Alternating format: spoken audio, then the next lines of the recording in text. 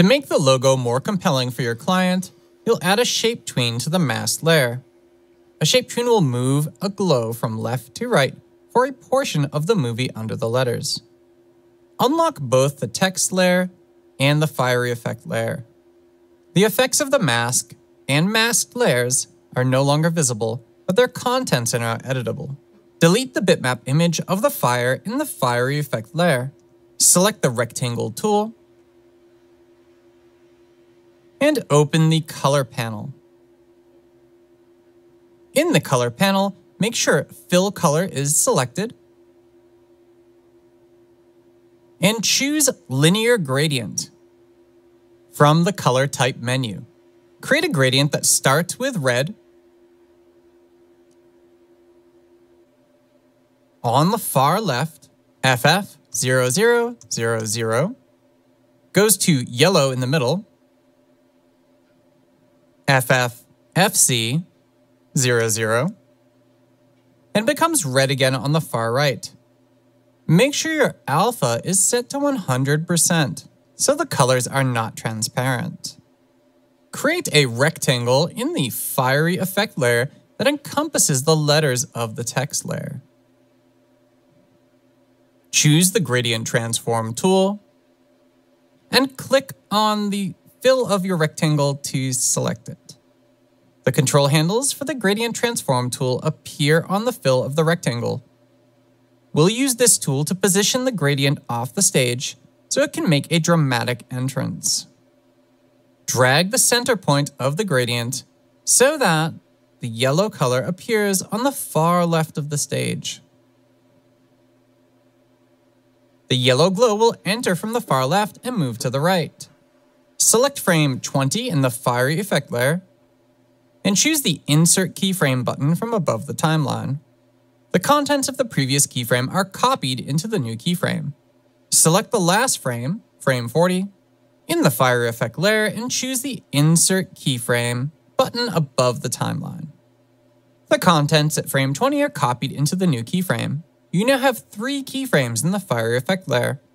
Make sure your playhead is still on the last frame, frame 40, and drag the center point of the gradient far enough to the right so that the yellow color is just barely visible on the right side of the stage. Select any frame on the timeline between the second and third keyframes in the fiery effect layer and choose Create Shape Tween above the timeline. Or from the main menu bar, choose Insert Shape Tween. The color gradient is shape tweened so the yellow glow moves within the fill of the rectangle from left to right. Watch your animation by choosing Control Test or by pressing Return or Enter. While the flame burns above the letters, a soft yellow glow flashes across the letters.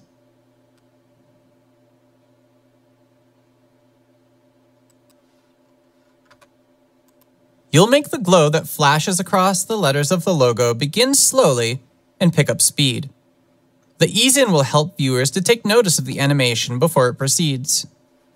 Click anywhere inside of the shape tween and the fiery effect layer, and in the Properties panel, enter at -100 for the easing intensity value. Animate applies an ease in effect to the shape tween. Make sure your mask and mask layers are locked, and choose Control Test to test your movie. The soft yellow glow flashes across the letters, starting off slowly and then adding a little more sophistication to the entire animation. Your project is done and you'll export the animated GIF to be used as your client's Facebook profile image. Choose File, Export, Export Animated GIF. Animate opens the Export Image dialog box. It shows a preview of the image and various options for optimizations. In the preset area, make sure that transparency is unselected. In the preset area, choose GIF from the Optimize File Format menu, choose 0 in the Lossy menu, and 256 in the Colors menu.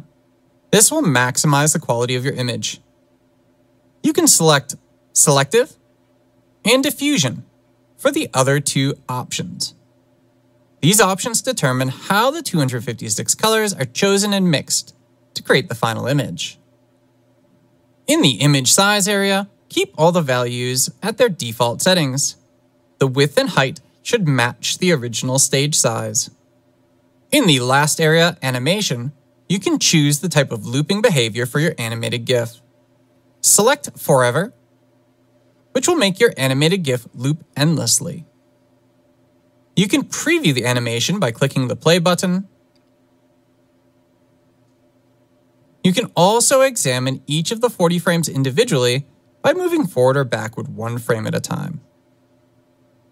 Click Save, and in the dialog box that appears, provide a file name and navigate to the 07N folder to save your animated GIF.